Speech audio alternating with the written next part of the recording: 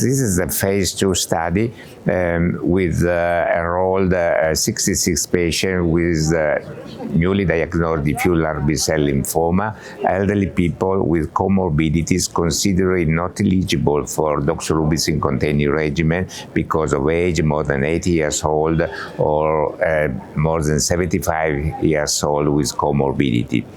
92% of the patients had 3 or more comorbidities, and they were deemed to be ineligible for doxorubicin because of comorbidities and cardiac comorbidities. This type of patients have usually very poor prognosis because they are not candidate for standard chemotherapy, and the response rate is low and with a short progression-free survival.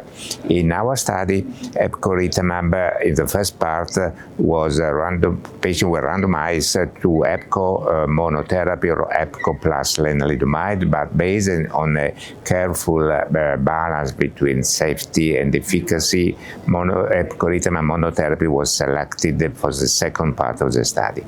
66 patients were enrolled in this part with Epcoritamab single agent that was given for 1 year with a fixed duration of treatment. The results were impressive because the overall response rate was 62%, the overall complete metabolic response was 62%. The progression-free survival at 1 year is 54% for the patient, the overall survival is 65%. So in this type of patient that are without a standard of care treatment, this could be considered a chemo-free option, a viable option for these patients. The safety is also manageable.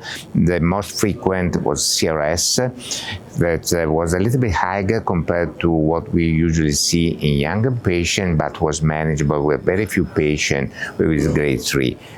12 patients had ICANS, and it's important to note that the 12 patients that had ICANS, all of them but one, resolved, and again this patient had the pre-existing neurological impairment. So at the conclusion, I would say that this study is the first step to offer to patients not deemed eligible for chemotherapy a chemo-free approach in the LBCL with de novo diagnosis and can offer a potential novel treatment for this patient.